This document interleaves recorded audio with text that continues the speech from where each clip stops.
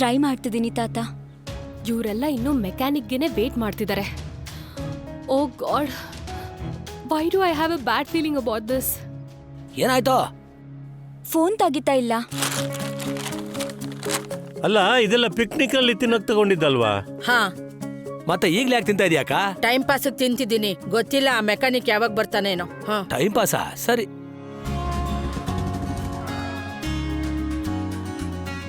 ಅತ್ತೆ ಮಾವ ಮಕ್ಕಳು ಎಲ್ಲಿದಾರೋ? ಇನ್ನೂ ಬಂದೇ ಇಲ್ಲ. ಅಯ್ಯೋ, ಬರ್ತಾರೆ, ಕಾರಲ್ಲಿ ಬರ್ತಿದಾರಲ್ಲ. ಅದೇನ್ ಬೈಕ್ ಹೆಂಗಂದ್ರೆ ಬರಕ್ಕೆ ಸ್ವಲ್ಪ ಟೈಮ್ ಆಗುತ್ತೆ. ಸರಿ, ಇಲ್ಲಿ ಕೇಳು, ನೀನು ಇಲ್ಲೇ ನಿಂತಿರೋ, ಓಕೆ? ನಾನು ಬೈಕ್ ಪಾರ್ಕ್ ಮಾಡಿ ಬರ್ತೀನಿ. ಸರಿ. ಮೆಕ್ಯಾನಿಕ್ ಹೇಳ್ದ 5 ನಿಮಿಷದಲ್ಲಿ ಬರ್ತೀನಿ ಅಂತ. ಆದ್ರೆ ಅರ್ಧ ಗಂಟೆ ಮೇಲೆ ಆಗೋಯ್ತು. ಪರವಾಗಿಲ್ಲ, ಆರಾಮಾಗಿ ಬರ್ಲಿ ಬಿಡು. ನಾವೆಲ್ಲಿಗೆ ಹೋಗ್ಬೇಕು? ಹಾ, ಹಾ?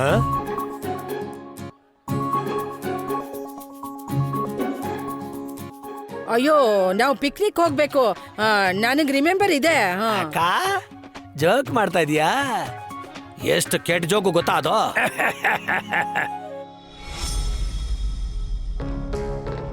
ಐ ಥಿಂಕ್ ನಾವು ಕ್ಯಾಬ್ ಬುಕ್ ಮಾಡ್ಬೇಕು. ಮಮ್ಮಿ ಪಪ್ಪ ಈಗಾಗ್ಲೇ ಹೋಗ್ಬಿಟ್ಟಿರ್ತಾರೆ. ಹಾ, ಹಾಗ್ ಮಾಡು. ನಾನ್ ಕ್ಯಾಬ್ ಬುಕ್ ಮಾಡ್ತೀನಿ. ಅಜ್ಜಿ, ಪ್ಲಾನ್ ಬಿ? ಹೌದು, ಟ್ಯಾಕ್ಸಿನ್ ತರ್ಸು. ನನಗ್ ಪಿಕ್ನಿಕ್ ಹೋಗೋದಕ್ಕೆ ಆಸೆ ಆಗ್ತಿದೆ. ಅಯ್ಯೋ, ನನ್ ಕಾಲು. ಏನಾಯ್ತು?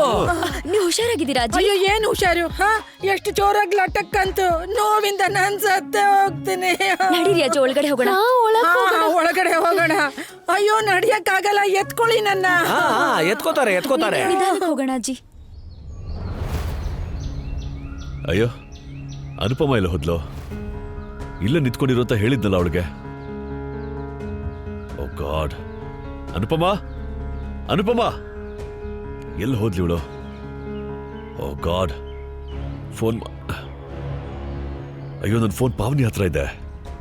ಅಯ್ಯೋ ದೇವ್ರೆ, ಇವಳನ್ನ ಹೆಂಗ್ ಹುಡುಕ್ಲಿ ನಾನೀಗ? ಅನುಪಮ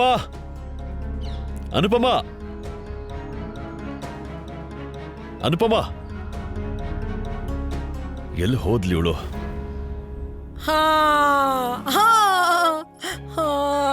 ಏ ಖುಷಿ, ಬೇಗ ಬಿಸ್ನೀರ್ ತಗೊಂಡ್ ಬಾ. ಆಜಿ ಬರ್ತಿದ್ದೀನಿ, 2 ನಿಮಿಷ. ಅಯ್ಯೋ, ಬೇಗ. ಅಯ್ಯೋ, ಎಷ್ಟು ಬಿಸಿ ಇದೆ ನೀರು. ಸುಟ್ಬಿಡ್ತೀಯಾ? ಹೋಗ್ ತಣ್ಣೀರ್ ಬೆರೆಸ್ಕೊಂಡ್ ಬಾ. ಅಯ್ಯೋ, ನೀನ್ ಯಾಕೆ ಇಲ್ಲಿ ನಿಂತ್ಕೊಂಡಿದ್ಯಾ? ಹೋಗ್ ಬಾಂಬ್ ತಗೊಂಡ್ ಬಾ, ಹೋಗೋ. ಸರಿ.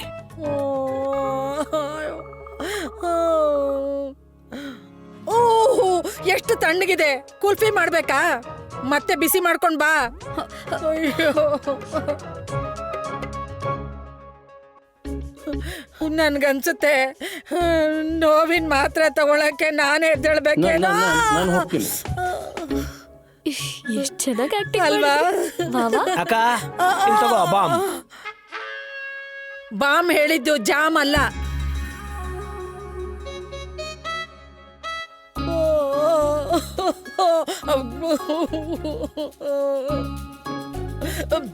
ತುಂಬಾ ನೋವಾಗ್ತಿದ್ಯಾ? ಡಾಕ್ಟರ್ನ ಕರೆಸ್ಲಾ? ಬೇಡ, ನೀವು ನನ್ನ ಹತ್ರ ಕೂತ್ಕೊಳ್ಳಿ. ನನಗೆ ಸ್ವಲ್ಪ ಸಮಾಧಾನ ಆಗುತ್ತೆ. ನಾನಿಲ್ಲಿ ಮದ್ವೆ ತಯಾರಿ ಮಾಡ್ಕೋತಿದ್ದೀನಿ. ಅಲ್ಲಿ ನೋಡಿದ್ರೆ ವಿ ಅನುಪಮ ಜೊತೆ ಬೈಕಲ್ಲಿ ಓಡಾಡ್ತಿದ್ದಾನೆ. ಅವಳ ಜೊತೆ ಪಿಕ್ನಿಕ್ ಹೋಗಿದ್ದಾನೆ. ಓ ಗಾಡ್, ಏನ್ ಮಾಡ್ಲಿ ನಾನು? ವಿ ಇಡೀ ಫ್ಯಾಮಿಲಿ ನನ್ ವಿರುದ್ಧ ಪ್ರೊಟೆಸ್ಟ್ ಮಾಡ್ತಿರೋ ಹಾಗೆ ಅನ್ಸ್ತಾ ಇದೆ. ವಿ ಮತ್ತೆ ಅನುಪಮ ಡಿವೋರ್ಸ್ನ ತಡೆಯಕ್ಕೆ ಅವ್ರು ಯಾವ ಹಂತಕ್ ಬೇಕಾದ್ರೂ ಹೋಗ್ತಾರೆ.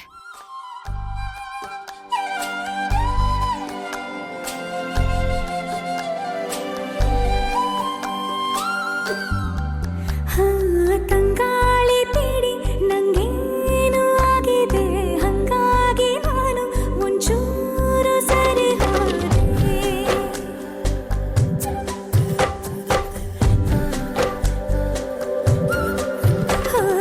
ತಂಗಾಳಿ ಬೇಡಿ ನಂಗೇನು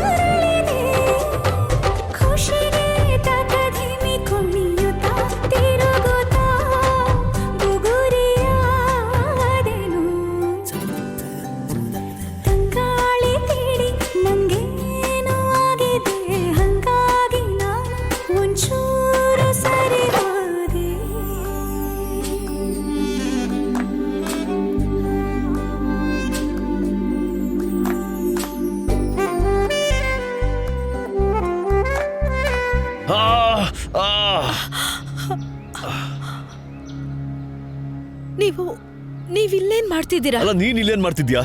ಹೇಳ್ದೆ ಕೇಳ್ದೆ ಮಾಯ ಆಗ್ಬಿಟ್ಟೆ. ನಾನು ಆಗಿಂದ ನಿನ್ನ ಹುಡುಕ್ತಾ ಇದ್ದೀನಿ. ನಾನು ಅದು ಸಾರಿ ಅಲ್ಲ ಹೇಳ್ಬಿಟ್ಟು ಹೋಗ್ಬೇಕಲ್ವಾ? ಎಷ್ಟು ಹೆದರಿದ್ದೆ ಗೊತ್ತಾ ನಾನು? ಸಾರಿ. ಅಲ್ಲ ಏನ್ ಸಾರಿ? ಇಷ್ಟೊಂದು ಇರೆಸ್ಪಾನ್ಸಿಬಿಲಿಟಿನಾ? ಮಕ್ಕಳು ಹೀಗ್ ಮಾಡಿದ್ರೆ ಅರ್ಥ ಆಗುತ್ತೆ, ನೀನ್ ಹೀಗ್ ಮಾಡ್ತಿದ್ಯಲ್ಲ. ಅಯ್ಯೋ ಈಗ ಅಳಬೇಡ, ನಾನು ತಮಾಷೆ ಮಾಡಿದ್ದು. ಅಯ್ಯೋ ತಮಾಷೆ ಮಾಡಿದ್ದು ನಾನು. ಹೀರೋ ಬಾ ಇಲ್ಲಿ ಕೂತ್ಕೋ. ಬಾ ಬಾ ಕೂತ್ಕೋ ಇಲ್ಲಿ. ಎತ್ತಕೋ ನೀರು ಕುಡಿ.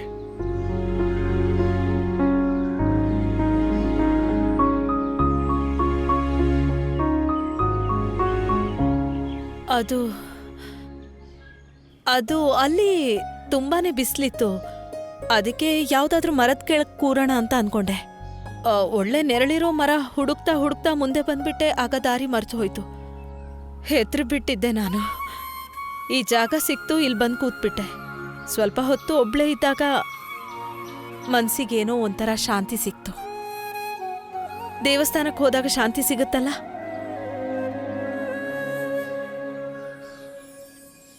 ಗೊತ್ತೇ ಆಗ್ಲಿಲ್ಲ ನಾನು ಯಾವಾಗ ಕುಣಿಯಕ್ ನಿಂತೆ ಅಂತ. ಇವತ್ತು ನಾನು ನನ್ನನ್ನ ಭೇಟಿ ಮಾಡಿದ್ನೇನೋ ಅನ್ನಿಸ್ತು.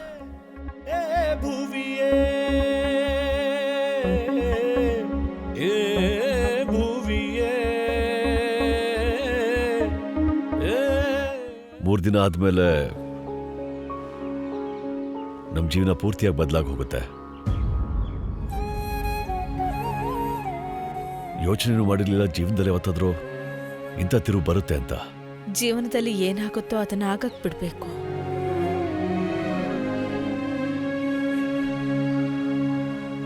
ನಿಮಗ್ ನೆನ್ಪಿದ್ಯಾ, ನೀವು ನನ್ನ ಮೊದಲನೇ ಸಲ ನೋಡಕ್ ಬಂದಿತ್ತು? ನೀವು ನೋಡ್ದಾಗ್ಲೇ ನನ್ನ ಬೇಡ ಅಂತೀರಾ ಅನ್ಕೊಂಡಿದ್ದೆ. ನೀವೆಲ್ಲಿದ್ದೀರಾ, ನಾನೆಲ್ಲಿ? Please don't underestimate yourself. ಹಾ,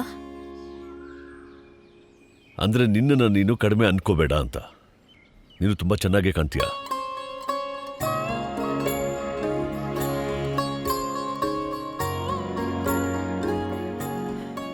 ಕಾಣಿಸ್ಬೋದು, ಆದ್ರೆ ನಿಮ್ಮಷ್ಟಲ್ಲ.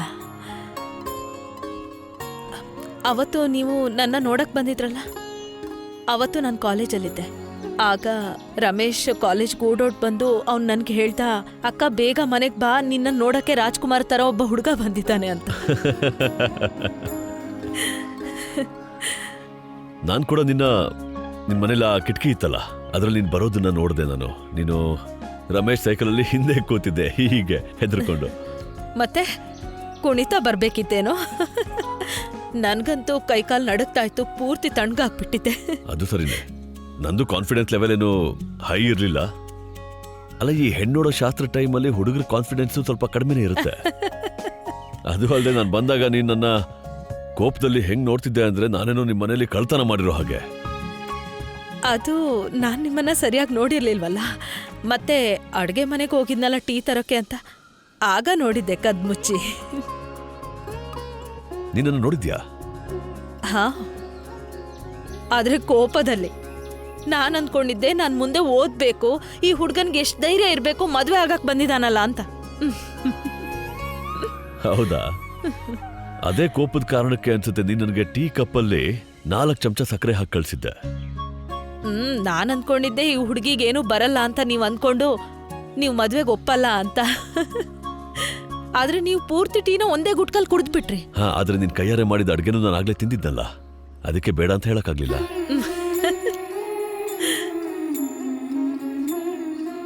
ಆದ್ರೆ ಯಾವಾಗ ನಿಮ್ಮಿಂದ ಉತ್ತರ ಬಂತು ಅಷ್ಟರಲ್ಲಿ ನನಗೆ ಅದಾಗೋಗಿತ್ತು.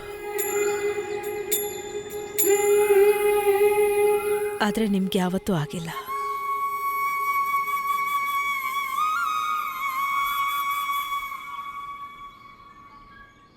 ಒಂದು ವಿಷಯ ಹೇಳ.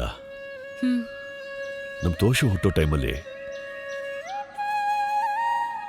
ಆಗ ನಾನು ಸೂರತಿಂದ ಮನೆಗೆ ವಾಪಸ್ ಬಂದಿದ್ದೆ. ನೀನು ವರಾಂಡದಲ್ಲಿ ಕೂತಿದ್ದೆ, ಕಲ್ಲಂಗಡಿ ಹಣ್ಣು ತಿಂತಿದ್ದೆ. ನಿನ್ ಮುಖದ ಮೇಲೆ ಆಗ ಪ್ರೆಗ್ನೆನ್ಸಿ ಗ್ಲೋ ಇತ್ತು. ಅದು ನೋಡಿದಾಗ ಅದು ತುಂಬಾ ಮಾಮೂಲಿ ಕ್ಷಣವಾಗಿತ್ತು. ಆದ್ರೆ ಆ ಕ್ಷಣದಲ್ಲಿ ಅದೇನ್ ಮ್ಯಾಜಿಕ್ ಇತ್ತೋ ಗೊತ್ತಿಲ್ಲ, ನಾನು ಸುಮ್ಮನೆ ನೋಡ್ತಾ ನಿಂತ್ಕೊಂಡ್ಬಿಟ್ಟೆ. ನೀನು ಎದ್ದೇಳೋವರೆಗೂ ಸುಮ್ಮನೆ ನೋಡ್ತಾ ನಿಂತ್ಬಿಟ್ಟೆ.